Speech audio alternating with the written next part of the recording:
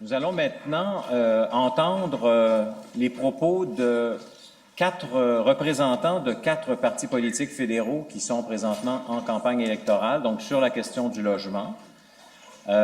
Et par la suite, après un bref commentaire du directeur de la santé publique, le maire de Montréal, Denis Coderre, prendra la parole pour clore notre demi-journée d'échange et de réflexion sur le logement et la santé à Montréal.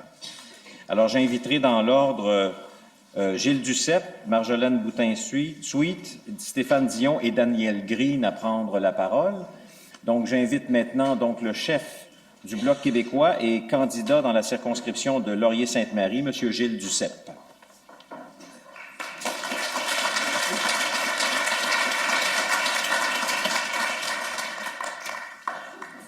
Eh bien, bonjour. J'aimerais tout d'abord saluer l'initiative de la Direction de la santé publique de Montréal, de son directeur, M. Richard Massé, de son équipe, de la Ville de Montréal, du maire Denis Coderre et de son équipe.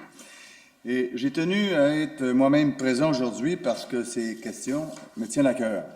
Comme député de Laurier-Sainte-Marie, je me suis beaucoup investi dans les questions sociales parce que ce comté est un des plus riches en solidarité dans le tissu des groupes communautaires et dans l'entraide.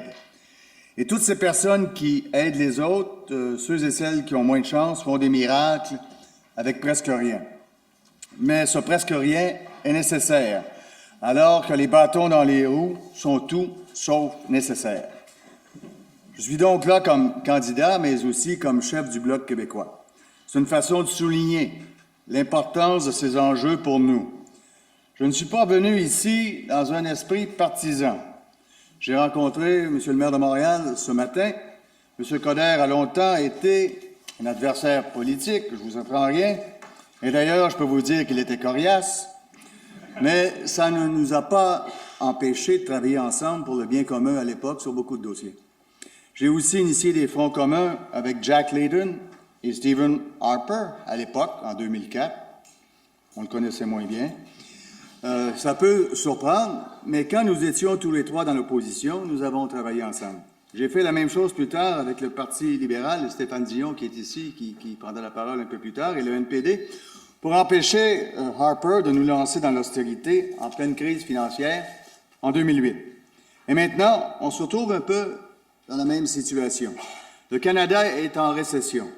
Il y a une obsession de l'équilibre budgétaire à Ottawa. Pourtant, quand on regarde ça avec un peu de perspective, on s'aperçoit que le gouvernement fédéral n'a jamais été en aussi bonne situation financière. Le directeur parlementaire du budget a conclu que si la situation budgétaire demeurait la même, dans 30 ans, le gouvernement fédéral n'aura plus aucune dette. Et toujours dans 30 ans, le Québec et les provinces seront en faillite. Pendant ce temps-là, l'enquête sur la salubrité et l'abordabilité du logement à Montréal nous apprend que 50 000 ménages montréalais rapportent avoir manqué de nourriture durant la dernière année. 50 000 ménages qui n'ont pas mangé à leur faim chez nous, à Montréal. L'insécurité alimentaire a des impacts sur la santé des gens. On n'a qu'à penser au diabète, aux maladies du cœur, l'hypertension, l'obésité, le cancer. Quelles sont les conséquences de ces conditions néfastes sur la santé publique? Eh bien, ça nous coûte cher. C'est absurde. À la fin, tout le monde y perd. L'austérité, c'est un cercle vicieux. Même le Fonds monétaire international qui prônait l'austérité a fini par admettre que cette politique nuisait à l'économie et à la croissance. C'est le premier message que je voulais transmettre aujourd'hui. Le Bloc québécois va combattre l'austérité à Ottawa. J'en parlais ce matin avec notre maire.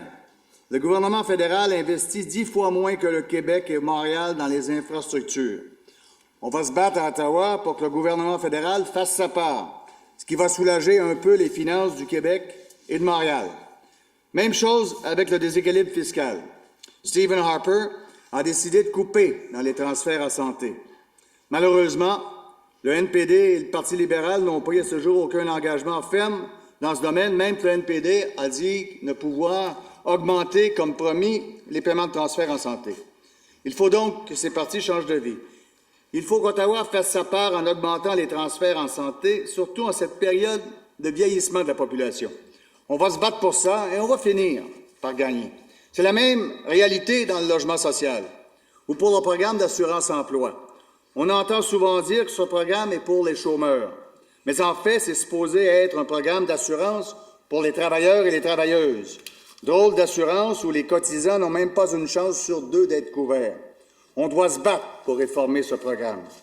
On doit se battre pour la construction, la rénovation, la transformation de logements sociaux et abordables, pour le remboursement des sommes dues au chapitre des suppléments de revenus garantis et sa bonification, pour mettre fin aux compressions dans le financement des groupes de femmes et des groupes d'alphabétisation. L'alphabétisation, c'est souvent un passeport pour l'intégration sociale.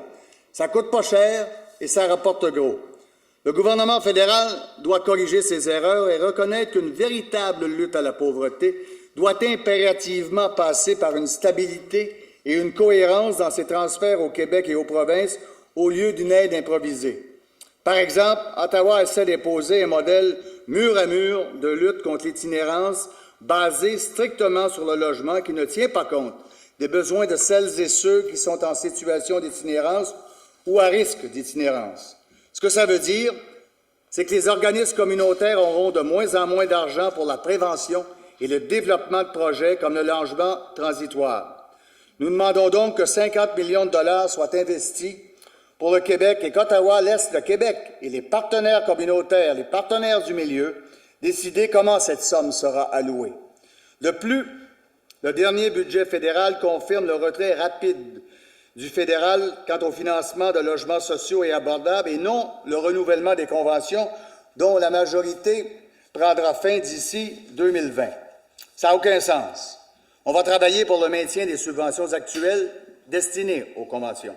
Mais on doit aussi bonifier dès maintenant le budget alloué à la construction, la rénovation et la transformation du logement social et abordable.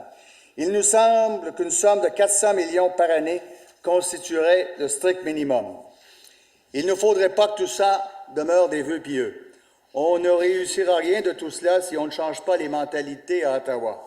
Il va falloir travailler ensemble. Il va falloir aller au bout du débat d'idées à propos de l'austérité et de l'obsession budgétaire. Il y a des limites à conditionner les politiques publiques au désir des banquiers de Toronto. Le gouvernement fédéral ne cesse de se vanter d'avoir la dette la moins élevée du G7. Mais à mesure que la dette canadienne baisse, les inégalités augmentent. À mesure que la dette fédérale baisse, le Québec et les provinces étouffent.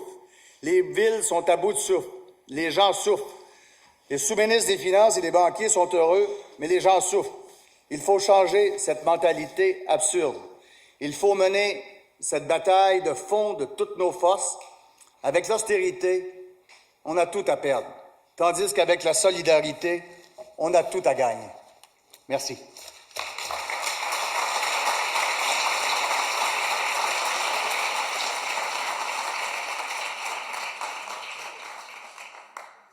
Merci beaucoup, M. Duceppe. Alors, j'invite maintenant la